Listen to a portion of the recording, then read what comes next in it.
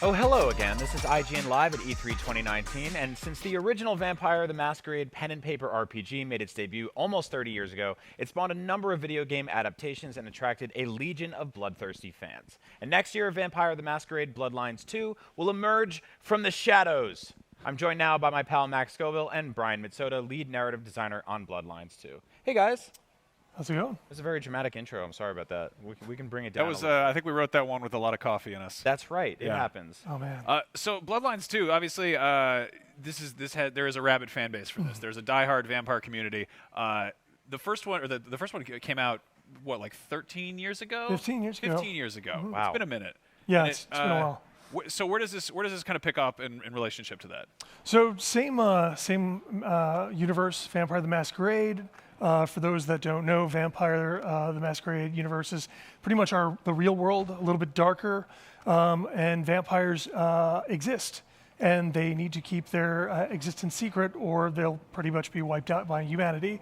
So the Masquerade is essentially the way that they cover their tracks, their way that they hide their existence from humanity. And it's kind of a rule set, right? Like it's sort of there's a lot of politics here. There's a lot of politics within vampires and vampire factions, and there's also just vampires and how they manipulate the real world, whether that be politics or law enforcement or anything like that. Especially, again, it's easy. It's better for them when they want to cover their tracks to have control of that stuff.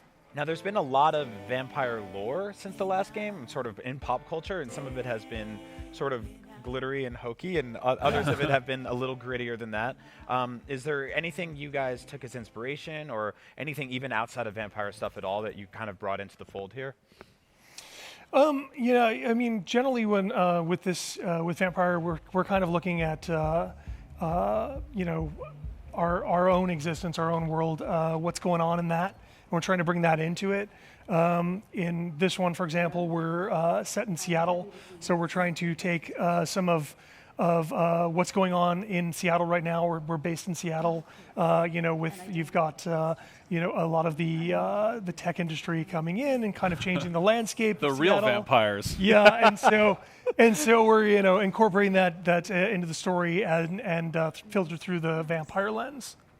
Now you start the game out, you're a thin blood, right? You're a sort of a newbie vampire, and then kind of as you progress, you kind of get to pick your own faction and really kind of explore this universe. Yeah, you start as a thin blood, just kind of a weaker type vampire. So for you, kind of climbing the ranks is going to be a little bit more difficult.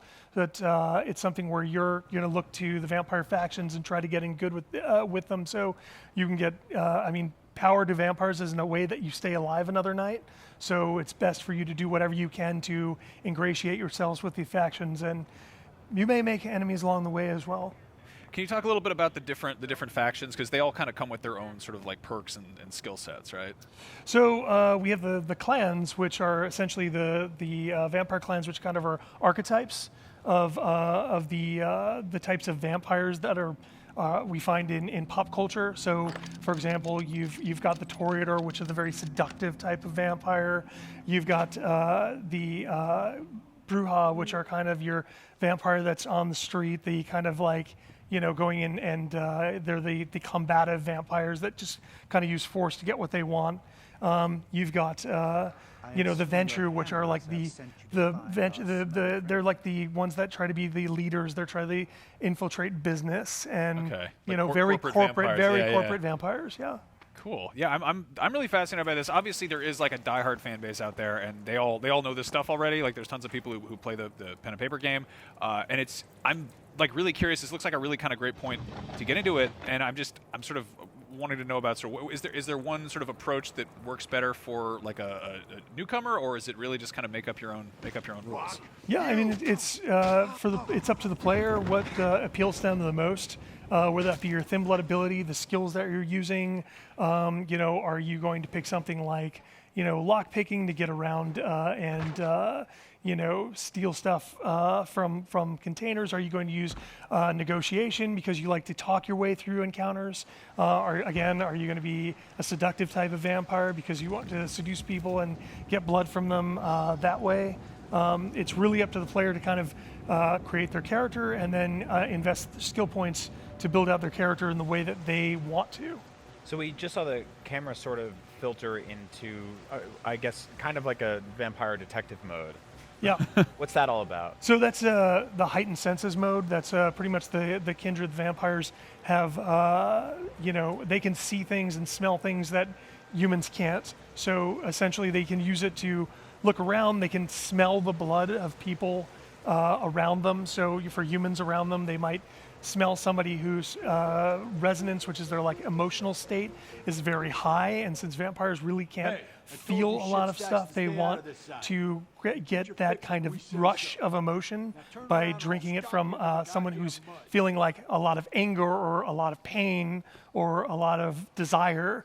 And that is also kind of used as a secondary kind of experience to pump up some of your skills to further spec out your character. Okay. It's sort of like picking a beverage of like an energy drink or something. Yeah. Flavor. What flavor blood? I like it. So obviously we've seen like a fair amount of vampires. Is this a vampire here or is that a human? Right now oh, that's a pile of blood. Yeah, now it's a pile of blood. But yeah, that was a not a vampire that they were fighting. That was a human. Okay, so I want to talk a little bit about sort of the obviously this is a fairly open world. You just kind of get turned loose in, and it's Seattle. So like there are plenty of vampires walking around. And you can sense the vampires, you can sense the humans, I'm guessing? Yeah. Okay. You can always tell who's who. And is it sort of like a special occasion when you run into a vampire? Like is it less common than running into sort of an NPC human? You'll definitely run into more humans, but there are a fair amount of vampires in Seattle. You're not going to probably run. You're going to run into the occasional vampire. And for example, if you were to break the Masquerade, you're going to scare people off the streets, which means less food, which means more competition with other vampires for the humans that are out there. Now, we've seen now a couple times is just a human man just exploding in blood, which is amazing. What other kind of kills can we expect like that? So the ability that's being used right now is actually blood magic thaumaturgy, which is the kind of Tremere discipline. You can see things like as far as like the thin blood stuff going, like Chiropteran, where you can get summon a bat swarm, or use bats to glide up. You can use things like nebulation, where you can turn into mist or use mist to choke out your enemies. Wow.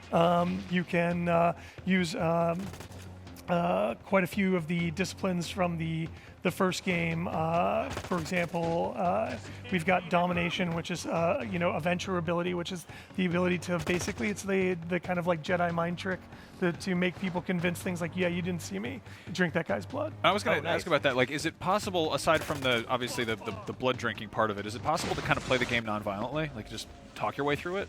You could definitely try to talk your way out of some situations. You can definitely try to not kill people when you feed on them. But it is a game about being a monster. So you're going to get into fights sometimes. Sometimes you're just going to have to use the brute force way to get through. You can be like a morally good, mostly gentle, pretty kind, blood-sucking monster. Like at the end of the day, you do have to murder here and there. You could be a little bit more humane, but it's definitely a game about becoming a monster and kind of picking what type of monster are you as far as you're when you're a vampire. And I think you guys have said this is about 25-30 hours for a playthrough. Yeah, we're saying for the a single playthrough, it's about 25-30 hours if you're doing most of the stuff. It is a big world. It's got a lot to read, a lot to do, side quests, a lot of just lore stuff that you can find, and of course, depending on what skills you take and depending on if you're what paths you take through the game, what factions you ally yourself with, you're not going to see everything on the first run. Right. It's clearly very rooted in role-playing games. The idea is to really have a different experience every time. Yeah, and everybody should kind of have their own way that they went through the story, and comparing notes, you'd be like, well, I got to know that guy a lot more, and you don't really understand that character. I allied with them, and they're totally cool, and you've got a wrong impression of them, for example. Now, in terms of traversal, how do you mostly get around the world? Is it walking? Can you become a bat? Like, do you have to take the train as a vampire and lay low?